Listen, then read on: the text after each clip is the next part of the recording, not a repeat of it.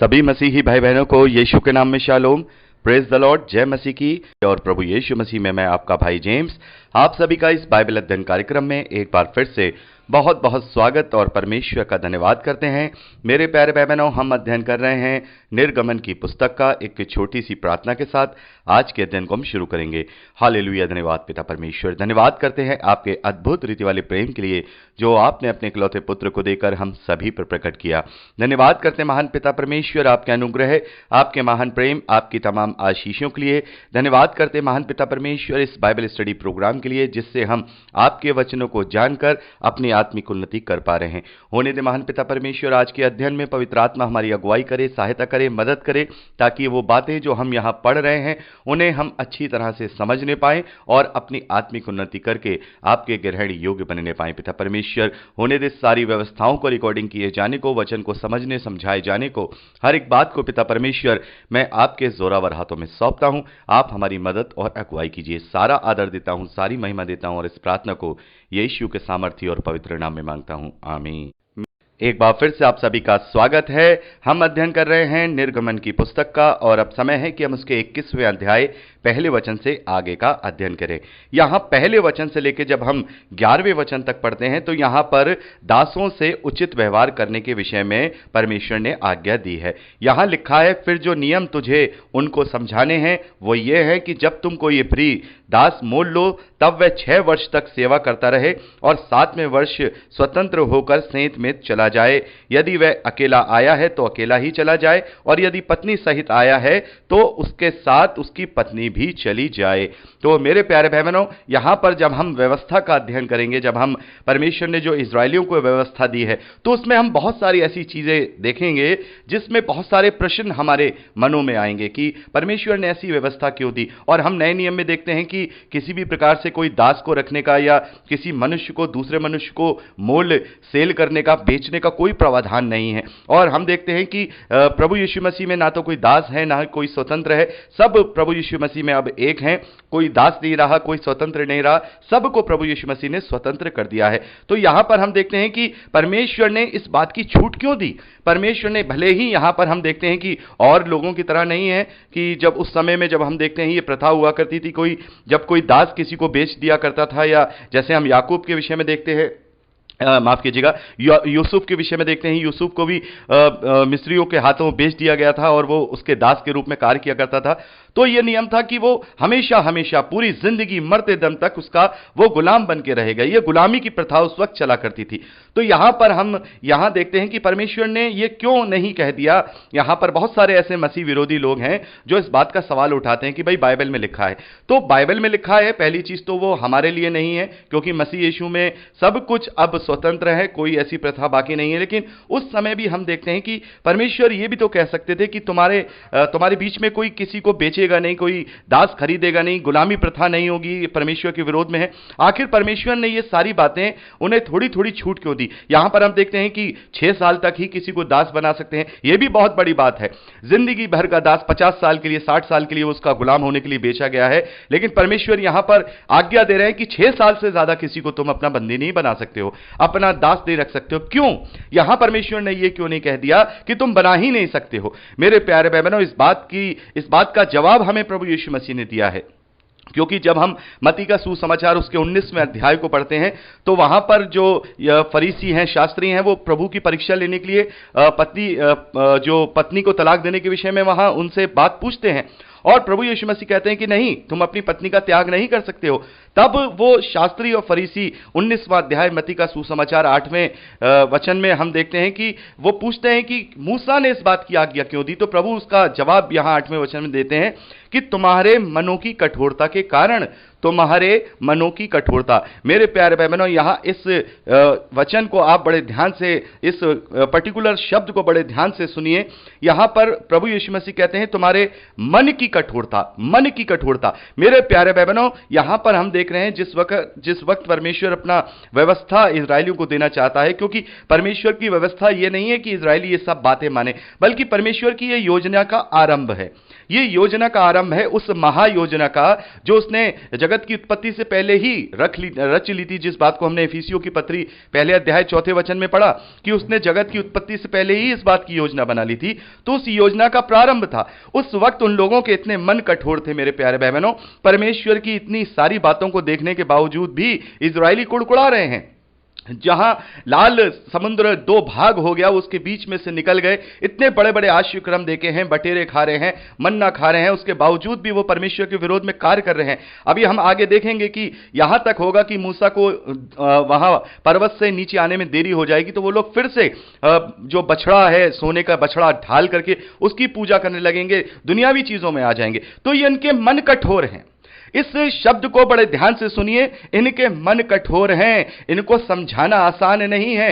जैसा कि मैंने आपको पहले भी उदाहरण दिया है कि किसी बच्चे को किसी अच्छी बात के लिए समझाना आसान नहीं है। हम ये कहते रह जाएंगे कि बेटा इसे मत करो, इसे मत करो, वो करता रहेगा, लेकिन जब वो उसे करके अपनी चोट पहुंचा लेगा, तब उसे इस बात का एहसास होगा कि नहीं, मेरे पिता ने मुझसे ये बात की थी, ये मुझे नहीं करनी है।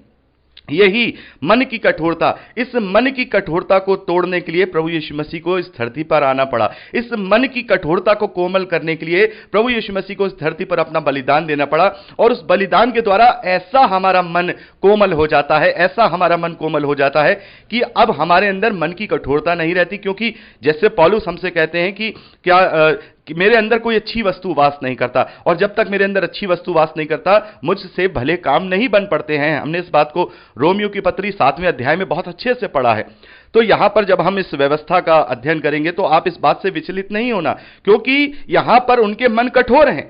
इसीलिए इस कठोरता के कारण तो ही ये परमेश्वर ने इतने सारे विधि विधान बंधन उन्हें दिए हैं, ताकि इन्हें बांधा जाए। मेरे प्यारे भाई बहनों, जब कोई बनेला घोड़ा होता है, यानी कि जब तक वो ट्रेंड नहीं होता है, वो घोड़ा ऐसा होता है कि उसकी कोई सवारी नहीं कर सकता, उसे ट्रेंड किया जाता है, उसे रस्सी से बांधा जाता है, चारों तरफ से उसे रस्सी से बांधकर जो घुड़सवार होता है उसे धीरे धीरे करके ट्रेंड करता है। और बहुत सारे ऐसे घोड़े होते हैं जो बहुत ही मुश्किल से, बहुत ही बड़े बनेले होते हैं, वो अपनी पीठ पर किसी को बैठने नहीं देते, लेकिन उन्हें ट्रेंड किया जाता है, चाबुक चला करके, बांध करके ट्रेंड किया जाता है। तो यह समय मनुष्यों को ट्रेंड करने का था, उनके मनों की कठोरता को ठीक करने का था, उनके मनों को सही करने का था। या अगर परमेश्वर ये कह देते कि भाई तुम ये सारी प्रथा नहीं मानोगे, उस वक्त ये प्रथा चला करती थी। एक मनुष्य दूसरे मनुष्य को इस प्रकार से गुलाम बना के रखा करता था, पूरी जिंदगी उसका वो दास बन के रहता था, मरते दम तक उसका दास बन के रहता था। लेकिन यहां परमेश्वर ने उसे 1 कदम 2 कदम नीचे कर दिया। परमेश्वर ने उनकी मनों की कठोरता के कारण यहां पर ये उन्हें आदेश नहीं दिया कि तुम दास मत रखना, बल्कि यह आदेश दिया कि तुम उनके साथ कोमल और उचित व्यवहार करना। यदि कुछ ऐसा तुम्हारा दास, क्योंकि अगर उन्हें दास नहीं मिलेंगे तो जो इजरायली हैं या जो पैसे वाले लोग हैं वो फिर व्यवस्था, क्योंकि उस वक्त बहुत ही ये प्रथा हुआ करती थी। मेरे प्यारे भाई बहनों, हमें ये समझना होगा उस समय की मेंटेलिटी, आज से 3500 साल पहले ही मेंटेलिटी, और आज की मेंटेलिटी में जो प्रभु यीशु मसीह के जो हमें उपदेश दिए गए हैं, जो हमें सिखाए गए, उसमें बहुत फर्क है। क्योंकि हमें आत्मिकता की बातें सिखाई जाती हैं, लेकिन बहुत सारे ऐसे अभी भी हम देखते हैं कि ऐसे धर्म हैं, ऐसी मान्यताएं हैं जो आज भी इस बात को मानते हैं कि उनकी यहाँ छूट दी गई है, उन्हें कोई बात नहीं बताएगा। लेकिन यह पवित्र शास्त्र परमेश्वर का प्रेम यहां पर दर्शाता है। परमेश्वर कहता है कि नहीं, 6 साल तक ही वो सेवा कर सकता है। तुम किसी भी मनुष्य को अपना बंदी 6 साल तक नहीं 7वें साल नहीं बना सकते, उसे तुम्हें स्वतंत्र करना होगा। और यदि वो पत्नी के साथ आए तो पत्नी के साथ उसे जाने देना होगा, और यदि तूने उसके लिए पत्नी की है तो यहां पर हम देखते हैं कि फिर वो भी अपना काल पूरा करके स्वतंत्र करेंगे। यानी कि अगर उस मालिक ने या जो उसने उसे दास को लिया है, हम आगे पढ़ते हैं, आगे लिखा है, यदि उसके स्वामी ने उसको पत्नी दी हो और उससे उसके बेटे और बेटियां उत्पन्न हुई हो, तो उसकी पत्नी और बालक उस स्वामी के ही रहें और वह अकेला चला जाए। परंतु वह दास दृढ़ता से कहे, मैं अपने स्वामी और अपनी पत्नी और अपने बालकों से प्रेम करता हूं, इसीलिए स्वतंत्र होकर नहीं जाऊंगा, तो उसका स्वामी उसको परमेश्वर के पास ले चले, फिर उसके द्वारा किवाड़ या बाजू के पास ले जाकर उसके कान में सुतारी से छेद करे और वह सदा के लिए उसकी सेवा करता रहे। तो यहां पर हम क्या देख रहे हैं, उस दास की इच्छा के ऊपर यहां पर आता है, उस दास की इच्छा के ऊपर है। वो चाहे तो उसके पूरी जिंदगी अगर उसका मालिक उसके साथ अच्छा व्यवहार करता है, क्योंकि हमने यूसुफ के मामले में देखा कि यूसुफ जो कि मिस्री उस अधिकारी के यहां पर जो दास होकर के बेचा गया था, वहां पर उसको बिल्कुल बेटे की तरह सारे अधिकार दिए गए थे, उसको किसी भी चीज की कोई कमी घटी नहीं थी। यहां हमारे गुलाम का नाम आते ही हमारे मन में एक बात आने लगती है कि भाई जो उसको स्वामी उससे कोड़े मार रहा है, उसको खाना नहीं दे रहा है, उसके साथ गलत व्यवहार कर रहा है। लेकिन यहां बाइबल जो है उस समय में, आज के लिए तो खैर ये प्रथा है ही नहीं, उस समय में बाइबल हमें समझा रहा है कि नहीं, परमेश्वर इस्राएलियों को खास तौर पर समझा रहा है कि तुम मेरी प्रजा हो, तुम इतने क्रूर नहीं हो सकते हो। ये सभी मनुष्य मेरे स्वरूप में, मेरी समानता में बने हुए हैं, तुम इतने करूप नहीं हो सकते हो। तुम इस तरीके से अपने मन को उचित व्यवहार के साथ उनके दूसरे मनुष्यों के साथ तुम्हें करना होगा। तो ये सारे नियम, कायदे, विधि विधान, ये सारी चीजें हम देखते हैं यहां पर लिखी हुई हैं। और 7वें वचन में देखते हैं, यदि कोई अपनी बेटी को दासी होने के लिए बेच डाले तो वह दासी के समान बाहर ना जाए। यदि उसका स्वामी उसको अपनी पत्नी बनाए और फिर उससे प्रसन्न ना रहे तो वह उसे दाम से छुड़ाई जाने दे, और उसका विश्वासघात करने के बाद उसे विदेशी लोगों के हाथ बेचने का उसको अधिकार ना होगा। यानी कि यहां पर साफ तौर पे लिखा है कि क्योंकि उस समय ये प्रथा हुआ करती थी कि कोई भी माँ बाप अपने बच्चों को दाम लेकर के गुलामी के लिए बेच दिया करते थे।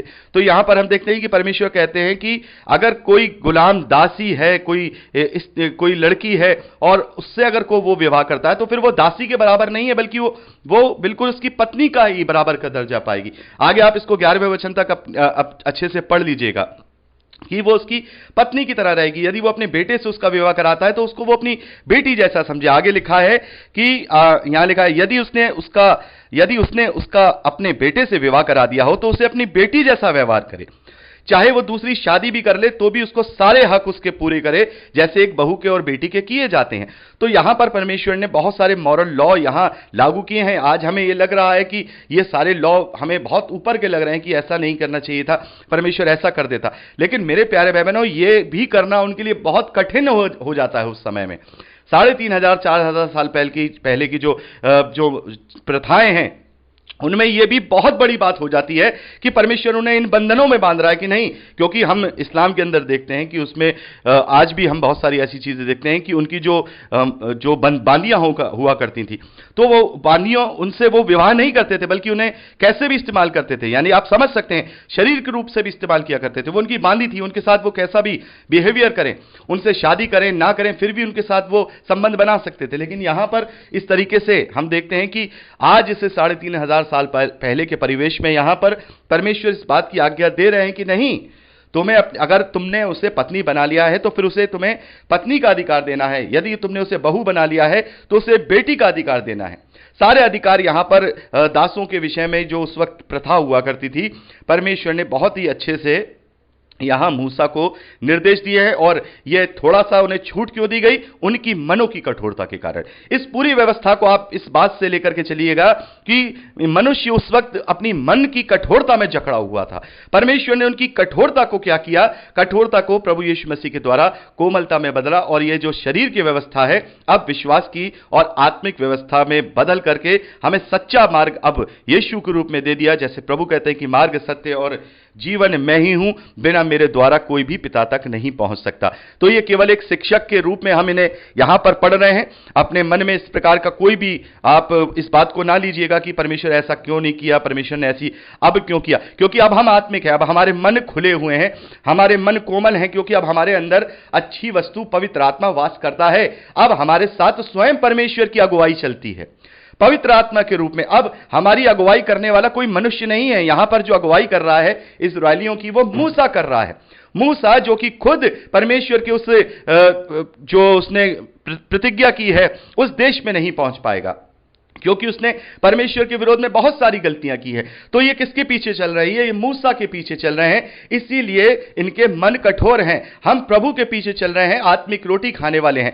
इन्होंने मन्ना खाया, स्वर्ग से उतरा मन्ना खाया, और ये मन्ना खा के मर गए। लेकिन जैसे कि प्रभु यीशु मसीह ने यूहन्ना के सुसमाचार 6 अध्याय में कहा कि मैं तुमसे सच कहता हूं कि मूसा ने उन्हें स्वर्ग से उतरा मन्ना नहीं दिया, क्योंकि स्वर्ग से उतरी रोटी मैं हूं। तो हमने तो स्वर्ग से उतरी रोटी खाई है। प्रभु यीशु मसीह की देह में हम सहभागी हुए हैं, उसके लहू में हम सहभागी हुए हैं, इसीलिए हमारा मन कठोर नहीं है। इसीलिए हमारा मन कठोर नहीं है। और ये सारी शिक्षाएं जो प्रभु यीशु मसीह ने आज से 2000 साल पहले दी हैं, ये सारी मानव जाति में फैली हैं। मेरे प्यारे भाई बहनों, ये जो ह्यूमन राइट्स की बातें होती हैं, जो ह्यूमन राइट वाले जितनी भी बातें करते हैं, वो सब प्रभु यीशु मसीह की शिक्षाएं हैं। वो प्रभु यीशु मसीह की शिक्षाओं में से ही ये सारी चीजें निकालते हैं। जैसे प्रभु यीशु मसीह ने कहा है, जैसे उसने अपनी करुणा और दया को दिखाया है, वैसे ही ये सारी शिक्षाएं प्रभु यीशु मसीह की ही ह्यूमन राइट में पाई जाती हैं। मेरे प्यारे भाई बहनों, बहुत सारी ऐसी हम बातें देखेंगे। आजकल तो लोग अपने धर्मों को फॉलो नहीं करते हैं, ह्यूमन राइट्स को फॉलो करते हैं, तो इनडायरेक्टली वे में वो प्रभु यीशु मसीह को फॉलो कर रहे हैं। क्योंकि अगर वो अपने असली धर्मों को फॉलो करेंगे जो उनको बताया गया है, तो बिल्कुल उनको वो कर ही नहीं सकते, क्योंकि उन्हें वो पसंद नहीं है। किसी में भी चले जाइए, आप इस्लाम में चले जाइए, तो वो भी अपने आप को मॉडरेट इस्लामिक आजकल बहुत सारे उठ गए, तो वो भी अपने आप को अगर ह्यूमन राइट्स में जीने वाला बताते हैं, तो वो प्रभु यीशु मसीह की शिक्षाएं हैं। और जैसे हम देखें, इंडिया के अंदर भी कितनी सारी प्रथाएं हम देखते हैं कि पुराने किताबों में लिखी हुई हैं। बहुत सारी प्रथाएं हैं, जातिवाद है, ये सारी चीजें हैं, तो ब्राह्मण है तो शूद्र, ये सारी चीजें।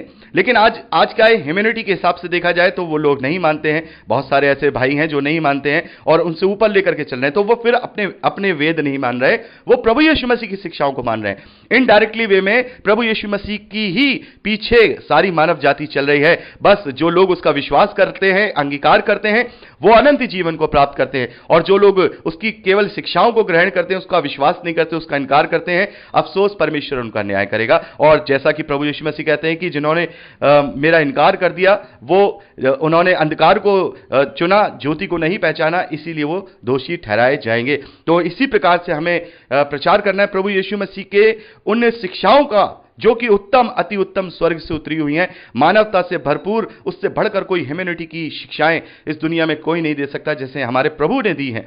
कि कोई तुम्हारे दाहिने गाल पे हाथ थप्पड़ मारे तो बायां भी इसके आगे कर दो। तुम उसके साथ किसी अपने शत्रुओं से भी तुम अपना प्रेम करो। किसी को तुम श्राप मत दो, श्राप के बदले में आशीष दो। ये केवल ह्यूमैनिटी की जो शिक्षाएं हैं वो प्रभु यीशु मसीह की हैं। और प्रभु यीशु मसीह से ही सीखकर बड़े बड़े महापुरुषों ने अपने कोड दिए हैं। प्रभु यीशु मसीह की शिक्षाओं को अपने जीवन में लागू करके बड़े बड़े आज वो महात्मा और महापुरुष कहलाए जाते हैं। तो मेरे प्यारे भाई बहनों, यहाँ पर जब हम इस व्यवस्था का अध्ययन करें तो ये मान लें कि उस समय में मन की जो कठोरता थी वो बहुत ज्यादा प्रबल थी। प्रभु यीशु मसीह ने इस बात को साफ कर दिया है कि आरंभ से ऐसा नहीं था। परमेश्वर ने एक मनुष्य को ऐसा नहीं बनाया था। परमेश्वर ने मनुष्य को अपनी समानता में बनाया था, लेकिन मनुष्य ने शैतान के अधीन होकर के अपने आप को बिगाड़ लिया, अपने आप को पूरी रीति से भ्रष्ट कर लिया और अपने मन को कठोर कर लिया। और अपने मन की कठोरता के कारण परमेश्वर ने यहां पर धीरे धीरे करके उन्हें आत्मिकता का अर्थ सिखाया है। तो यहां पर हमने 21वां अध्याय उसके 11वें वचन तक का अध्ययन किया है। 12वें वचन से आगे का अध्ययन अब हम अगली रिकॉर्डिंग में करेंगे। प्रभु आपको आशीष दे।